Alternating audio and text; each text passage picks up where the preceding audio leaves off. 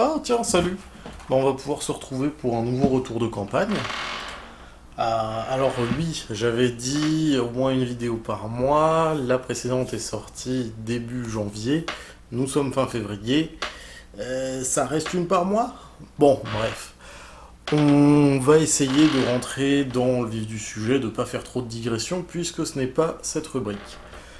Euh, donc voilà, niveau des retours de campagne, nous sommes sur le premier épisode officiellement, enfin, et donc je vais pouvoir vous raconter quelques anecdotes de ma première campagne de jeu de rôle. Et déjà, je fais une toute petite introduction. Vraiment, je n'avais jamais fait de jeu de rôle avant, pas à ce niveau-là en tout cas. J'étais en école d'ingénieur, nous sommes en janvier 2016, et on m'a appris, moi j'étais surtout au club jeux de société, mais c'est à peu près les mêmes membres qui étaient dans le club jeux de rôle.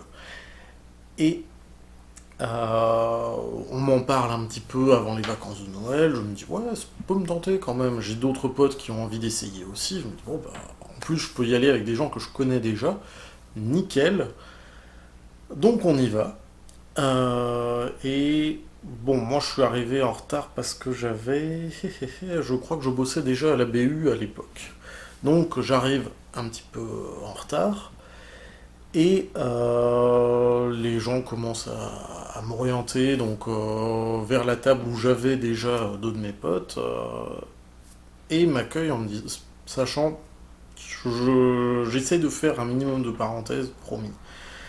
On avait vraiment beaucoup de personnes qui avaient envie de faire du Donjon et Dragon. On avait seulement 2 mètres de jeu, il y avait 17 personnes qui voulaient, donc on avait une table énorme. Donc je vois déjà plein de monde qui est là avec du papier, un crayon, des dés. Pas vraiment grand chose qui se passe, des gens qui s'échangent des volumes assez épais de règles.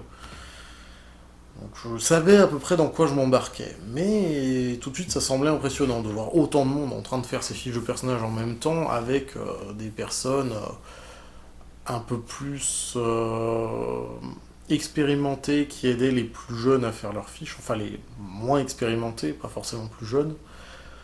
Donc moi j'arrive là-dedans et quelqu'un qui me dit ouais ton expérience niveau du jeu de rôle, t'as déjà fait des trucs. Je dis bah non je crois pas, enfin ce que j'ai de plus approchant c'est le loup-garou. C'est bien bien moqué de moi. Si vous n'avez pas encore joué à des jeux de rôle, vous pouvez pas forcément comprendre l'écart qu'il y a, mais grosso modo dans le loup-garou effectivement on va jouer un rôle, mais il n'y a pas du tout cette dimension créative. On va juste avoir un rôle qui est assigné, qui est extrêmement restreint dans le loup-garou, avec une histoire assez courte. C'est pas du tout le même style que le jeu de rôle papier. Là, on était sur du Donjon et Dragon, donc c'est pas du tout les mêmes dimensions. Bref, donc j'arrive,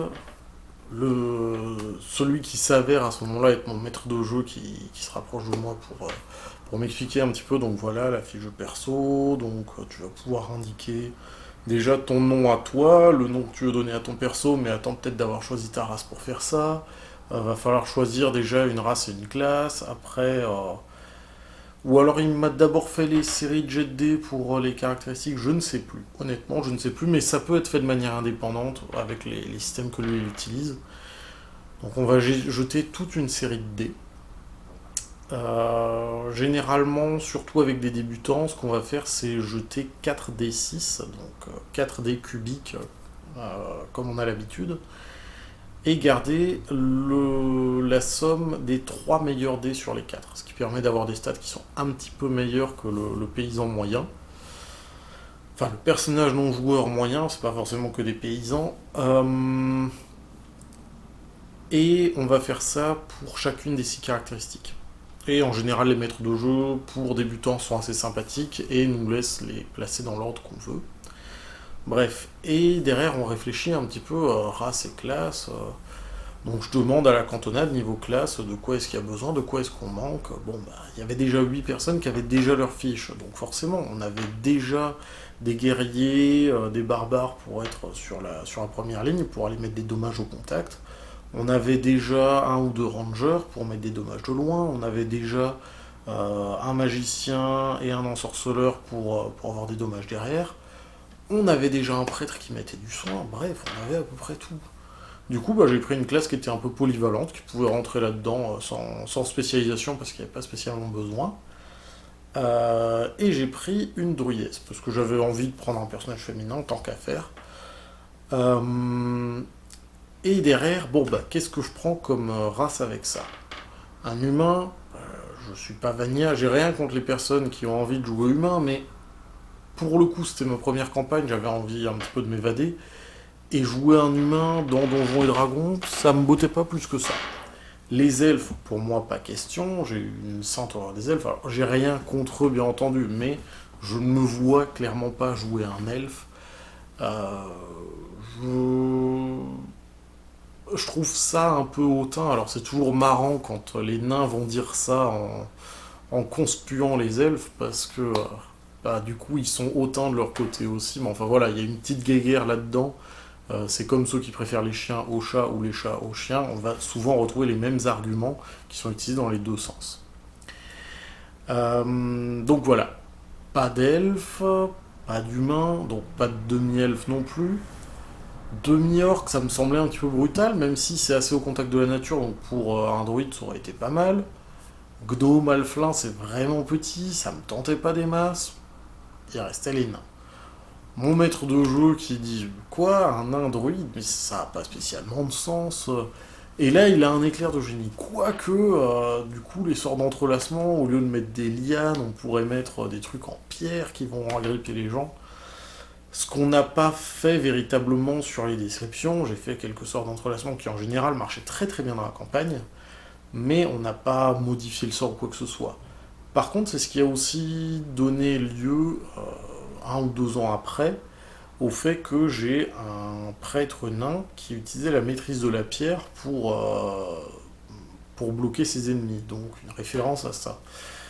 Parce que oui, vous le verrez assez rapidement entre mes différentes vidéos,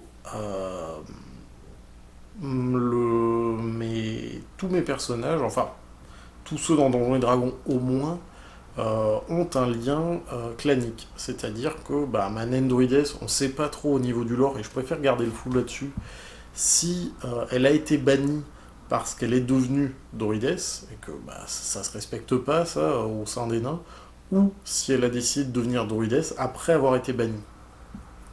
Voilà, donc il y a un petit flou par rapport à ça.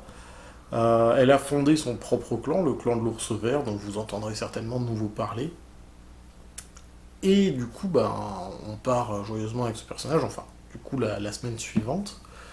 Ou peut-être même la semaine d'après, parce que je crois que j'ai pas pu être sur la première, peut-être même la deuxième séance. Donc j'arrive et dès le départ, sur une équipe de 8 ou de 9 normalement, il n'y a pas de différence. Mais là, si, il y a eu. Alors je vais pas dire j'ai sauvé mon équipe ou quoi que ce soit, mais il s'est avéré que mon sort d'entrelacement, comme je le disais, a été tout de suite hyper efficace. On est retombé dans un marais contre des monstres qui étaient à peu près les mêmes que ceux qu'ils avaient croisés la semaine précédente dans un donjon, avec le même niveau.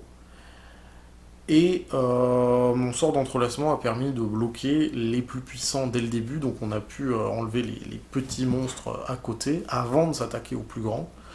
Ça a été assez pratique. Mais là, on n'est pas trop sur de l'épique. Si on veut partir sur de l'épique, il faut savoir, les druides et druidesses ont un animal de compagnie. Et dans la liste, étant donné que je suis arrivé tout de suite au niveau 5, parce que le maître de jeu n'avait pas envie de s'enquiquiner, je disais, les druides ont un animal de compagnie, et dans la liste des créatures que j'avais au niveau 5, alors c'est pas tout à fait vrai, on a fait une petite entorse là-dessus sur la règle, mais on en faisait souvent avec ce maître de jeu, j'ai pu prendre un ours polaire. Et pourquoi cet ours polaire? Parce qu'en fait, en tant que naine, donc créature prenant un peu moins de place que les héros moyens, je me suis dit, mais dans la table, on a un autre nain qui m'est donc fort sympathique, un guerrier qui pourrait mener des charges avec moi, ce serait trop la classe. Donc un guerrier nain, et tout le long de la campagne, j'ai essayé de convaincre mon ours que bah, il est sympa, laisse-le monter, etc. Tout ça pour que, une fois que ça allait à peu près, qu'on ait réussi à faire un jet de domptage, le maître de jeu nous dise bah, vous avez un donjon en souterrain et l'ours ne peut pas passer les couloirs, tu le laisses à l'extérieur. Voilà, la grosse déception, c'était particulier. Mais bon, on a eu pas mal d'autres trucs qui se sont passés dans cette campagne, mais moi, c'est celui qui m'avait le plus marqué. C'est le coup de cet ours qui avait été pensé pour pouvoir faire des charges avec deux nains qui montaient dessus en même temps. Mais bon, c'est voilà, on n'a pas toujours ce qu'on veut dans le jeu de rôle, même quand on est maître de jeu, vous le verrez par la suite. Mais en général, on a toujours moyen de s'amuser pas mal. Pour Manen, c'est vrai que le point d'orgue avec mon ours, du coup, enfin, la meilleure partie de la campagne pour moi, c'était avec l'ours, qui était du coup une créature assez puissante, ce qui me permettait de faire des actions assez brutales, même si mon personnage était un peu fragile. Euh, et du coup, bah, être privé de ça, être amputé de ça pour le dernier donjon, ça m'a limité un petit peu. Parce que oui, on faisait des donjons, enfin, on faisait des campagnes qui duraient de vacances scolaires à vacances scolaires. Donc en 2 mois, on n'a pas eu le temps de faire beaucoup plus qu'un donjon. Alors on avait toute une petite balade en campagne avant d'être au donjon, mais voilà, c'était assez court comme histoire. On n'a pas eu d'autres occasions derrière pour refaire avec Fabien des tentatives avec l'ours. Voilà, bah je vous laisse, je vous retrouve le mois prochain. J'espère sortir la vidéo un peu plus tôt au cours du mois. Et après, bah, c'est les mêmes messages que d'habitude. Donc si jamais vous avez apprécié, pas apprécié la vidéo, un pouce bleu, un pouce rouge, c'est sympa. Un commentaire, c'est mieux. Ça me permet de savoir ce qui a plu ou pas. Si vous avez envie de montrer ça à d'autres, n'hésitez vraiment pas à leur partager. Moi, ça me ferait très plaisir. Et si vous avez envie de vous abonner à la chaîne pour voir un petit peu mes autres contenus aussi, ce serait cool. Voilà, je vous laisse et puis on se retrouve le mois prochain. Salut!